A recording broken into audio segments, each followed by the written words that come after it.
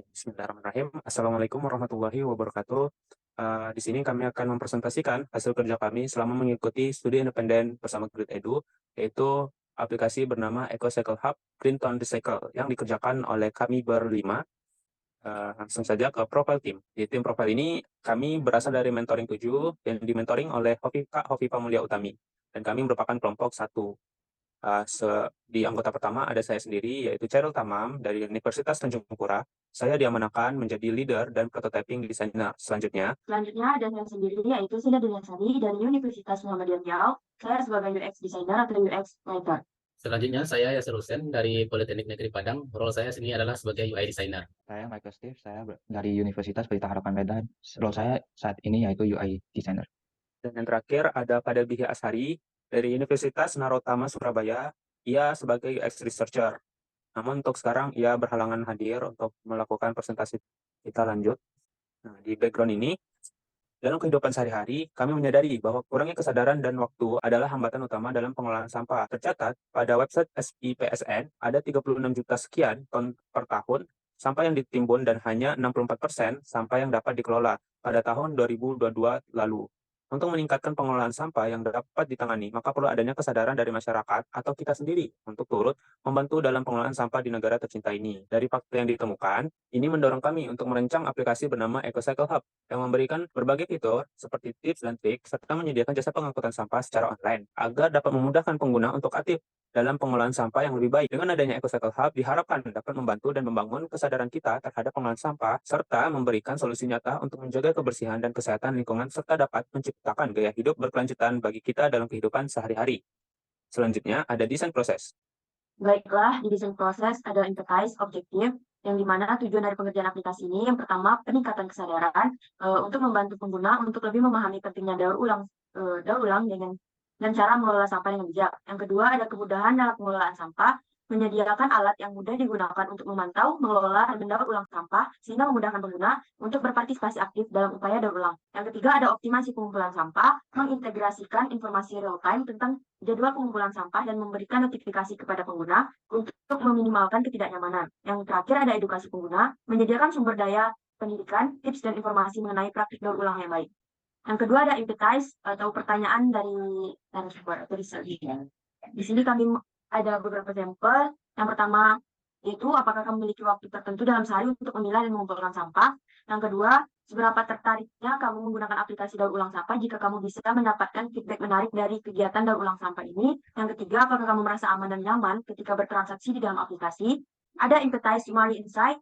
Kesimpulannya, pengembangan aplikasi pengelolaan sampah daur ulang yang tidak hanya efektif secara teknis, tetapi juga dapat merespon kebutuhan dan pengalaman pengguna. Empati terhadap pengguna sangat penting dalam merancang solusi yang dapat diadopsi dengan baik oleh masyarakat. Tujuan dari aplikasi ini mencakup peningkatan kesadaran, kemudahan penggunaan pengelolaan sampah, optimasi pengumpulan sampah, edukasi pengguna, pemantauan dampak lingkungan, mendorong partisipasi masyarakat, integrasi teknologi, dan pelaporan transparan. Dengan mencapai tujuan-tujuan ini, aplikasi dapat menjadi alat yang efektif dalam mendorong perilaku berkelanjutan dan mengelola sampah dengan lebih efisien. Selanjutnya ada user persona. Di sini user persona kami Kim Fulan Park. Dia berusia 22 tahun sebagai mahasiswa dan tinggal di Jakarta. Memiliki user needs, user mindset, user goals, dan user pain points. Salah satu user needs-nya dalam pemilihan sampah, dia cenderung membuang sampah tanpa memilah. Namun dia juga memahami manfaat dari pemilihan sampah. User mindset-nya yang pertama, dia tertarik pada ide pengelolaan sampah yang dapat meningkatkan ekosistem alam dan ekonomi lokal. Ada user goals-nya yang mana dia ingin mencari pengelola sampah dengan harga yang terjangkau, melacak lokasi TPS yang dekat, dan menggunakan aplikasi untuk membantu memahami dan meningkatkan kesadaran tentang daur ulang sampah. Dan user pain point-nya, dia memiliki jadwal buang sampah yang tidak tetap, sulit untuk memilih waktu yang tepat. Ada user journey map. Yang pertama ada user steps, user action, goals dan experience, feeling dan talks, point dan opportunity. Saya akan membacakan salah satunya. User steps, awareness. Yang pertama membersihkan sampah yang berada di perkarangan, rumah, dan lingkungan sekitar. User action-nya yang awareness, membersihkan sampah yang berada di pekarangan rumah, lingkungan sekitar. Consideration-nya, calon user melihat iklan aplikasi yang ditawarkan pada sosial media. Acquisition-nya, user menggunakan aplikasi ini untuk memilah sampah organik dan non-organik dengan benar. Service-nya, ada pelayanan jasa penjemputan sampah sesuai titik lokasi user. Dan yang terakhir adalah loyalty, user merasa puas karena mendapatkan pelayanan penjemputan sampah sesuai lokasi. Terus ada goals dan experience-nya, yang awareness-nya rumah bersih dan sampah tidak menumpuk atau berserakan. Consideration-nya mencari tahu informasi aplikasi. Acquisition-nya mendapatkan pelayanan jasa jemput sampah. Lalu ada service-nya, sampah diangkut oleh pihak TPS sesuai pemesanan. Loyalty-nya ramah lingkungan bersih dari sampah. Terus ada feeling and talks-nya, lalu ada pain point, membuang sampah sembarangan. Calon pengguna ingin memahami bagaimana aplikasi melindungi data privasi mereka dan apakah ada risiko keamanan yang terkait.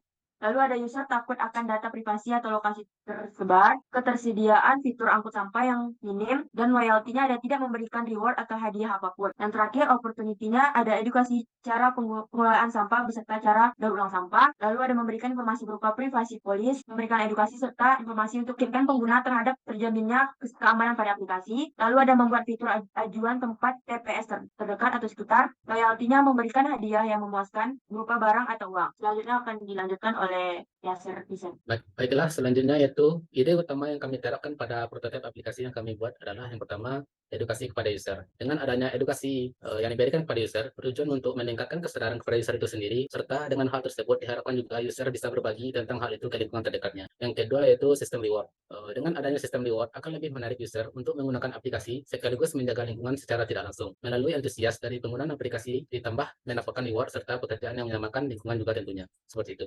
Oke, selanjutnya ini kita akan masuk ke dalam prototipe desain sistem. Yang pertama yaitu atom. Di dalam atom kita ada primary color yaitu warna hijau. Kita memilih warna hijau karena ini sangat erat dengan kesuburan dan pertumbuhan. Selain itu juga sangat erat dengan alam. Untuk secondary color ada warna kuning muda, hijau, merah, dan lainnya. Untuk typography kita memilih font yaitu Poppins dan heading dengan ukuran 32 ps sampai dengan 12 px. Untuk body kita memilih 16 ps sampai dengan 6 ps ukurannya. Selain itu untuk font kita memilih light, medium, dan bold. Untuk line spacingnya 1,5 ps. Yang kedua yaitu molekul. Di dalam molekul kita ada input field yang digunakan untuk search sesuatu jika ada pertanyaan-pertanyaan. Add bar digunakan untuk konsistensi dalam suatu page. Button dan ada beberapa variasi warna button yaitu hijau, kuning, dan merah. Untuk button of bar itu merupakan tabs untuk yang di bawah button of bar di suatu aplikasi. Yang ketiga organisme. Organisme diterapkan untuk meningkatkan konsistensi pada aplikasi tersebut. Selanjutnya ada brand principle EcoCycle Hub yaitu Blinton Recycle. Ada 5 yaitu ramah lingkungan, edukatif, praktis, empatis, dan minimalis. Bagaimana user mengenali kita yaitu dengan interest yaitu ramah lingkungan dan edukatif, friends say I am moneymaker, clean, helpful, dan informatif. Untuk formula kita memiliki 3 formula yaitu cycle, konservasi, daur ulang, informatif, clear, transportif, dan edukatif. Dan yang ketiga yaitu minimalis, friendly, dan substantial. Prototype cuplikan mikrocopy ada 5 yaitu sedang mencari TPS di sekitarmu, ayo kelola dan rajin memilah sampah, lakukan daur ulang yuk, masukkan emailmu, selamat datang nama user. Selanjutnya akan dilanjutkan oleh Taman. Oke, selanjutnya kita akan melihat prototipe dari aplikasi EcoCycle Hub. Nah, di sini merupakan tampilan awal dari halaman login yang dimana loginnya menggunakan email dan password. User bisa memasukkan email dan password yang telah didaftarkan, dan jika user lupa password, dia bisa mengajukan untuk lupa password tersebut. Di sini kita akan melewati dari alur daftar. Nah, di alur daftar ini, user akan diminta untuk memasukkan nama, email, nomor ponsel, password, dan konfirmasi password. Ketika sudah, maka user bisa melakukan pendaftaran. Nah, ketika sedang melakukan pendaftaran, user akan diarahkan ke halaman utama atau home yang menampilkan fitur utama dari aplikasi ini, yang dimana di upbar-nya sendiri ada foto profil dari user, nama user, dan poin user setelah melakukan misi yang diajukan di dalam home. Nah, di dalam home ini ada artikel yang ditunjukkan dalam bentuk slide, dan di bawahnya ada 3 menu utama, ada angkut sampah, daur ulang, dan proses. Di bawahnya ada misi yang akan dilakukan per tiap hari ataupun per bulannya ataupun di periode tertentu. Di sini akan ditunjukkan pencapaian yang dilakukan oleh user dengan spesifikasinya itu ada persenan dan kilauan dari sampah yang dilakukan. Nah, di bawahnya ini ada leaderboard yang menampilkan ranking ataupun urutan dari user-user lainnya ketika mereka telah melakukan daur ulang sampah ataupun menyelesaikan misi. Dan nanti akan ditampilkan sebagai peringkat dari 1 sampai bawahnya. Ini akan menarik user untuk bisa bersaing dalam melakukan pengelolaan sampah yang lebih baik. Lalu di bawahnya ada rekomendasi artikel yang menunjukkan tips dan triks pengelolaan sampah yang baik dan benar, ataupun menunjukkan pola hidup yang bisa melestarikan lingkungannya, seperti itu. Di sini saya akan melakukan angkut sampah, yang dimana merupakan salah satu dari fitur utama.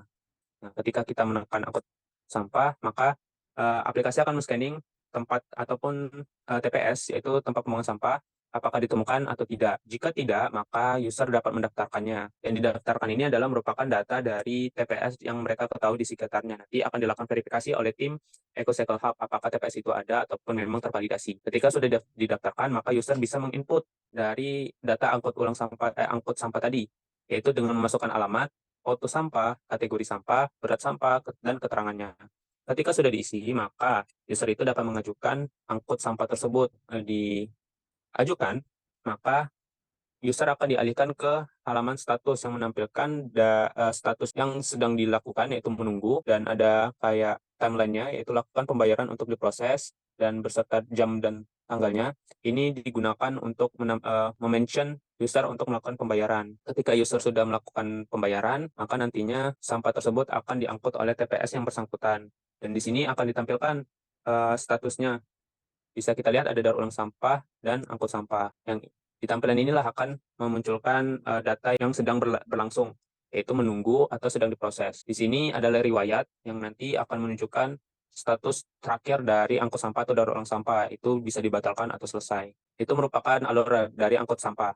Lalu di sini ada penukaran poin, yang dimana user akan bisa menukar poin tersebut, entah itu menjadi pulsa ataupun e-money. Ketika user redeem, maka user akan memasukkan data yang diperlukan untuk melakukan redeem tersebut. Di sini kita memasukkan nomor HP, sedang memproses. Nah, di sini menunjukkan kalau transaksi berhasil, maka user akan diminta untuk mengecek pesan masuk apakah penukarannya berhasil atau tidak. Nah, ketika nanti sudah berhasil, maka history points akan dimunculkan lagi dan melihat history apa yang telah dilakukan. Di sini tadi kita melakukan penukaran poin berupa pulsa. Itu merupakan fitur penukaran poin yang didapat ketika user menyelesaikan misi atau melakukan angkut sampah atau daur ulang sampah. Itulah achievement ataupun hadiah yang diberikan ke user ketika telah melakukan daur ulang sampah atau angkut sampah tersebut. Ini merupakan tampilan profil yang menunjukkan akun profil, riwayatnya, terus ada preferensi dan customer service. Nah, di customer service ini ada pertanyaan yang sering muncul, kami buat seperti list agar nanti user tidak perlu mengetik lagi. User akan melihat pertanyaan yang sering ditanyakan ataupun pertanyaan yang diajukan. Di sini ada penjelasan dan memberikan tips and trick. Dan nanti user bisa memberikan feedback berupa ya atau tidak untuk info tersebut membantu atau tidak. User juga bisa kirimkan pesan untuk memberikan secara detail keluhan apa saja yang ia alami. Jika sudah lanjut, maka pesan tersebut akan dikirim dan diterima oleh customer service kami. Nanti laporan itu akan diproses dan akan menjadi bahan evaluasi bagi kami untuk mengembangkan aplikasi ini. Mungkin itu saja dari prototipe yang kami tampilkan. Selanjutnya, masuk kesimpulan atau lesson learned. Nah, kesimpulan yang bisa kami ambil, kebiasaan dan perilaku terhadap pengolahan sampah yang perlu diperbaharui. Kita dapat melihat bahwa masyarakat di Indonesia itu masih melakukan secara konvensional ataupun tidak melakukan pengelolaan sampah seperti pemilahan sampah sesuai kategorinya. Nah, kedua, teknologi yang relate dan memudahkan dapat mendorong motivasi untuk berubah dan bergerak. Seperti tadi, contohnya ada penukaran berupa points, adanya daur ulang sampah ataupun angkut sampah yang dilakukan secara aplikasi yang memudahkan pengguna untuk melakukan pengolahan sampah dengan lebih baik. Dan itu bisa menjadi dorongan kuat untuk mereka mengolah sampah dengan lebih baik. Dan ketiga, dengan terimplementasinya cara pengolahan sampah terbarukan melalui platform ini dapat mendorong gerakan peduli lingkungan yang lebih bersih dan sehat. Dan inilah harapan kami dari aplikasi yang kami buat ini untuk bisa mendorong masyarakat Indonesia untuk bisa lebih peduli pada lingkungannya. Lanjut, di sini ada artefak atau penampilan. Ini adalah research plan, hasil research, contoh copy UX-nya belum kami tampilkan, tapi kalau kita lihat di prototipenya itu, kita bisa melihat contoh-contohnya seperti lakukan daur ulang yuk. Nah, kami menggunakan bahasa semi formal karena targetnya itu tadi adalah mahasiswa ataupun ibu rumah tangga. Akan lebih dekat ketika kami melakukannya secara semi formal ketimbang formal. Seperti itu. Nah, di sini ada aset untuk desain UI-nya yang bersihkan hasil desain kami dan segala macam seperti organisme, atoms, dan desain-desain lainnya ada di link ini. Terima kasih. Mungkin ini yang bisa kami sampaikan dan kami presentasikan. Mohon maaf kurang dan lebihnya kami ucapkan. Sekian dari kami. Wassalamualaikum warahmatullahi wabarakatuh. Terima kasih telah menyimak presentasi kami.